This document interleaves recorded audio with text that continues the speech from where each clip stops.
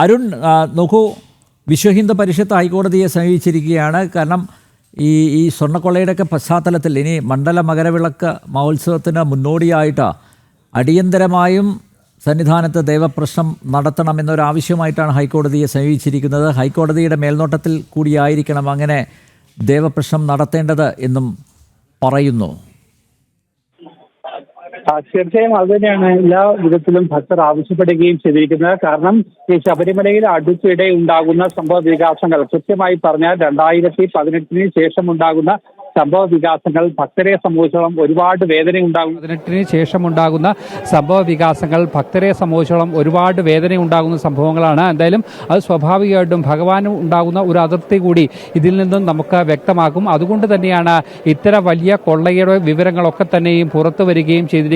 നിലവിലത്തെ പശ്ചാത്തലത്തിൽ ദേവപ്രശ്നം നടത്തി ദേവന്റെ ഹിതം എന്ത് എന്നുള്ളത് കൃത്യമായി അറിഞ്ഞ് തുടർ നടപടികൾ സ്വീകരിക്കണമെന്നുള്ള ഒരു ആവശ്യം കഴിഞ്ഞ ദിവസം തന്നെ വിശ്വ ഹിന്ദു പരിഷത്തിന്റെ സംസ്ഥാന അധ്യക്ഷൻ വിജി തമ്പി വ്യക്തമാക്കിയിരുന്നു. എന്തായാലും അതിനനുസരിച്ചുള്ള ഒരു ക്രമീകരണങ്ങളിലേക്ക് ദേവസ്വം ബോർഡിനോടൊക്കെ തന്നെ അദ്ദേഹം ആവശ്യപ്പെടുന്നു. എന്തായാലും അദ്ദേഹം പറഞ്ഞ ഒരു പ്രധാനപ്പെട്ട കാര്യമുണ്ട്.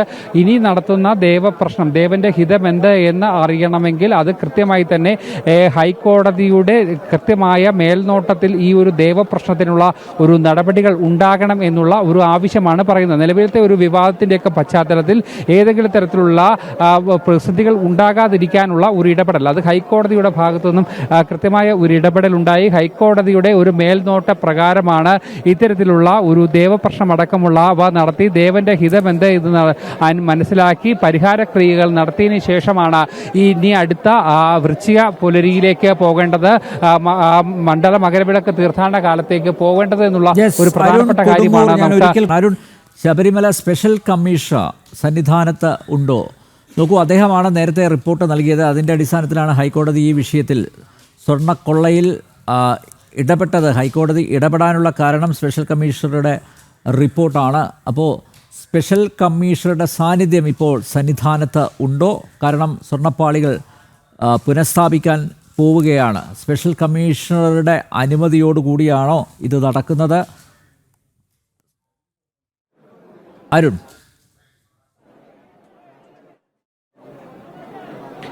അനിൽ നമ്പ്യാർ തീർച്ചയായും അദ്ദേഹത്തിന്റെ ഒരു സാന്നിധ്യം ഇവിടെ തന്നെ ഉണ്ട്. 4 മണിക്ക് നട തുറന്ന ആ സമയം മുതൽ തന്നെ അദ്ദേഹം ഇവിടെ ഉണ്ട്. ഈ ഒരു ചടങ്ങിനെ സാക്ഷിയാകാൻ അദ്ദേഹം കൂടി ഇവിടെ ഉണ്ട് എന്നുള്ള കാര്യം ഈ ദൃശ്യങ്ങളിലൂടെ തന്നെ നമുക്ക് കാണിക്കാൻ പറ്റും. നമുക്കറിയാം, നേരത്തെ ഈ ഒരു വലിയ വിവാദം ഉണ്ടാകുന്നതിന് തൊട്ടു മുമ്പ് തന്നെ വലിയ രീതിയിലുള്ള ആയിരുന്നു വ്യക്തമാക്കിയിരുന്നത്. ആ ഒരു വിഷയത്തിൽ തന്നെയാണ് ഹൈക്കോടതിയിലേക്ക് എത്തുകയും അതിനുശേഷം നടന്ന നടപടിക്രമങ്ങൾ അത് വലിയ കൊള്ളയുടെ വലിയ തട്ടിപ്പിന്റെ വിവരങ്ങളൊക്കെ തന്നെയായിരുന്നു പറഞ്ഞത്. എന്തായാലും ഈ ഒരു ചടങ്ങിന് ശേഷം Devaswom board president PS Prashanth അതോടൊപ്പം തന്നെ മറ്റ് അംഗങ്ങളും മാധ്യമങ്ങളെ കാണാനുള്ള ഒരു സാധ്യതയാണ്.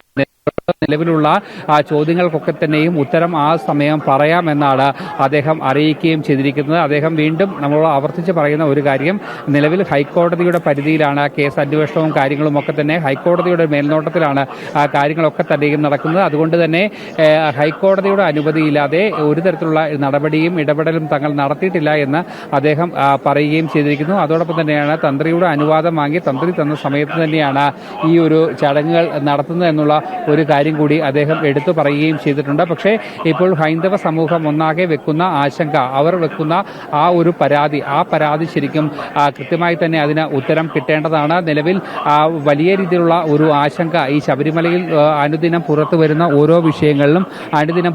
ഓരോ വിഷയങ്ങളിലും കൃത്യമായ വലിയ ആശങ്ക ഭക്തജനങ്ങൾക്കൊക്കെ തന്നെയും ഉണ്ട്. അതുകൊണ്ട് തന്നെ ദേവപ്രശ്നം അടക്കമുള്ള കാര്യങ്ങളിൽ ആവശ്യം വരുന്നു. അതോടൊപ്പം തന്നെ ശബരിമലയുടെ ഒരു ഭരണം അത് സുതാര്യമായി തന്നെ കൊണ്ടുപോകുന്നതിനുള്ള ഒരു ഇടപെടൽ, ഭക്തരെ തന്നെ വിശ്വാസികളെ തന്നെ ഈ ശബരിമലയുടെ ഈ ഒരു ഭരണം ഏൽപ്പിക്കേണ്ട ഒരു സാഹചര്യമാണ് ഉണ്ടാകണമെന്നുള്ള ഏറ്റവും പ്രധാനപ്പെട്ട ആവശ്യമാണ് ഇത് മുന്നോട്ട് വെക്കുകയും ചെയ്തിരിക്കുന്നത്. എന്തായാലും അടിയന്തരമായ ഒരു ഇടപെടൽ തന്നെ ഈ വിഷയത്തിൽ ഉണ്ടാകണം. അതോടൊപ്പം തന്നെ എടുത്തു പറയേണ്ട ഒരു വിഷയം, നേരത്തെ അനിൽ നമ്പ്യാർ വിശദമായി അക്കമിട്ട് നിരത്തിയ കുറച്ച് ആരോപണങ്ങളുണ്ട്. അതൊക്കെ തന്നെ ഹൈന്ദവ സമൂഹത്തിന്റെ ഭാഗത്തു നിന്നുള്ള വലിയ ആശങ്കയായി തന്നെ നിലനിൽക്കുകയാണ്. ഓരോ ഭക്തരും സംസാരിക്കുന്നതും ആ വിഷയങ്ങളൊക്കെ തന്നെയാണ്. എന്തായാലും വലിയ രീതിയിലുള്ള ഒരു ഭക്തജന തിരക്കിന് നടുവിൽ തന്നെയാണ് ഈ ഒരു ചടങ്ങിന് സാക്ഷിയാകാനായി എന്നുള്ള കാര്യത്തിൽ യാതൊരു തരത്തിലുള്ള സംശയവുമില്ല. ഈ ചടങ്ങുള്ള നടപടിക്രമങ്ങൾ ഇപ്പോൾ ദ്വാരപാലക ശില്പങ്ങൾ സുരക്ഷിതമായി തന്നെ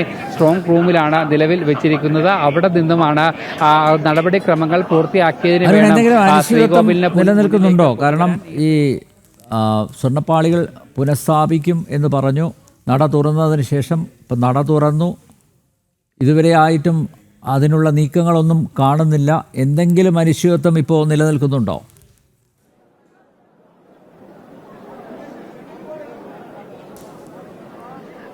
നിലവിൽ നമുക്കറിയാം വലിയ ക്രമക്കേടുകൾ, വലിയ പ്രശ്നങ്ങൾ, നിയമപരമായ പിശകുകളൊക്കെ തന്നെയും ആദ്യ മഹസറിൽ ഉൾപ്പെടെ തന്നെ ഉണ്ടായിരുന്നു. അതിൽ ഒപ്പിട്ട ആളുകളുടെ കാര്യങ്ങളിലൊക്കെ തന്നെ വലിയ സംശയമുണ്ട്.